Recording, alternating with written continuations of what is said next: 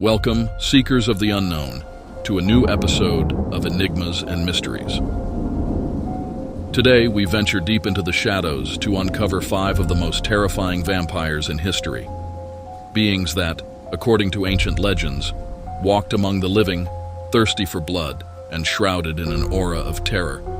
Their stories are filled with fear, uncertainty, and a darkness that has lingered for centuries. If you haven't yet, make sure to subscribe for more spine-chilling stories, because what you hear today might just keep you up at night. Are you ready? Then turn off the lights, put on your headphones, and join us on this journey into the unknown. We are about to travel through time, from the dark forests of Eastern Europe to the shadowy cemeteries of London. Every story is a whisper from the past, a tale of fear that has survived the ages. Let's begin. Our first stop takes us to 15th century Europe, to the misty and perilous lands of Wallachia, in present-day Romania. Here ruled a man whose name still echoes with a sinister tone, Vlad Tepes, better known as Vlad the Impaler. He was a ruler who used fear as his greatest weapon, instilling dread in the hearts of both enemies and subjects. His reputation was so fierce that even his own people would tremble at the mere mention of his name. It is said that Vlad impaled thousands of his enemies, leaving their bodies to bleed out on stakes that surrounded his castle like a forest of death. The sight of these impaled corpses was meant to serve as a warning to anyone who dared challenge his rule. But what ties him to the vampire myth? Legends tell that Vlad was fascinated by the sight of blood, and some stories even suggest that he would dip bread into the blood of his enemies, consuming it as a twisted form of ritual. As night fell, villagers would claim to see a shadowy figure moving through the forests, with glowing red eyes that seemed to pierce through the darkness.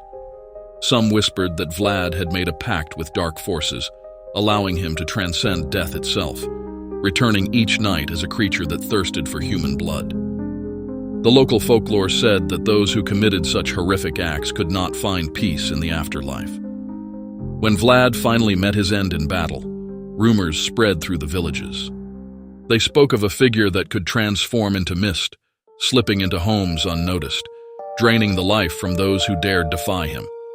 Was Vlad truly a vampire, or merely a man whose legend outgrew him, transforming him into a symbol of terror? Now, we journey to the ancient, mountainous lands of Hungary in the 16th century, where we encounter the infamous figure of Erzsébet Báthory, better known as the Blood Countess. This Hungarian aristocrat, born into immense power and privilege, has gone down in history as one of the most prolific serial killers. But her legend is even darker than mere madness. Erzsébet lived in a time when superstition and fear of the supernatural ran deep in the veins of society. According to tales that have survived the centuries, Báthory lured young maidens to her castle, promising them work and safety. But once they entered the castle walls, they would never be seen again. In the darkness of her dungeons, Báthory would subject her victims to unspeakable tortures. It is said that she believed the blood of these young women could preserve her beauty and youth, leading her to bathe in their blood in a desperate attempt to hold on to her fading beauty. Witnesses claim to have seen the Countess, pale and ageless, emerging from her chamber, her skin stained crimson. But the darkness surrounding her was more than just superstition. Some villagers claimed that they saw her wandering the woods at night, her mouth stained with blood, eyes glowing like embers. It was whispered that in her moments of solitude, she would transform, her features twisting into those of a beast, with fangs sharp enough to tear through flesh. She became more than human. She became a creature that thrived on fear and blood. Her castle, now in ruins, is believed to be cursed, with the echoes of her victims' cries still lingering in the night air. Those who visit swear they can feel a chill, as if a ghostly presence still watches from the shadows, hungry for the life it once drained. Next, we travel to the Istrian Peninsula in present-day Croatia, where the story of Jure Grando unfolds. Considered by many as the first documented vampire in recorded history, his tale dates back to the 17th century, a time when fear of the undead gripped entire villages. Jure Grando lived a simple life as a farmer. but his death marked the beginning of a nightmare for his village. According to records, he died of natural causes, but soon after his burial, strange events began to unfold. Villagers reported hearing strange noises outside their windows at night, whispers in the darkness, and shadows that seemed to move on their own. Some claimed to have seen his spectral figure wandering through the village, his eyes glowing with an otherworldly light. But the most chilling accounts describe Jure as a being that could shift between forms, appearing as a shadow at times and at others, as a decaying corpse with blood dripping from his mouth. When the villagers exhumed his body, they found it shockingly well preserved, with a wicked smile on his face, as if mocking them from beyond the grave.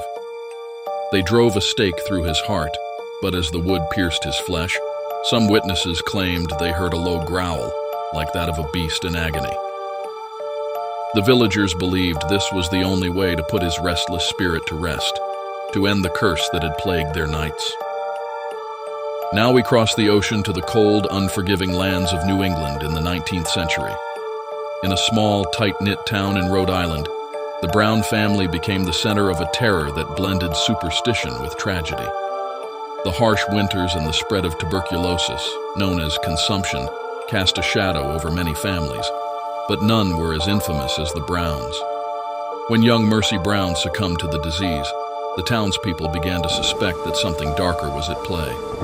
Her mother and sister had already died, and now her brother Edwin was wasting away, seemingly drained of life. Desperate to save him, the villagers turned to an old, chilling belief that the dead were rising from their graves to prey on the living.